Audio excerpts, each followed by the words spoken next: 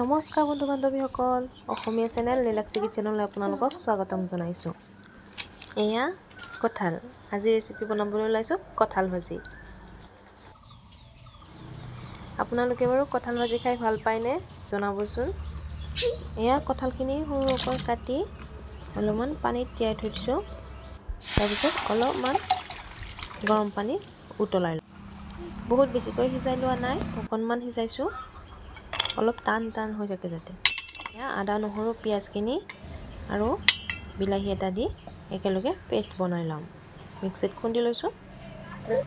Boil কৰা কঁঠালখিনি উলিয়াই ল'ম। কেৰাহী এটাত কেৰাহীখন পাতি তেল অলপ দি তাতে কঁঠালখিনি ভাজি ল'ম। অলপমান ব্ৰাউন কালাৰ হ'লৈকে ভাজিম। এয়া পাঁচফোৰণ, জিৰা আৰু দি আদা নহৰু বিলাহীৰ সৈতে বনোৱা পেষ্টখিনি অলপমান ভজা লগাই ল'ম।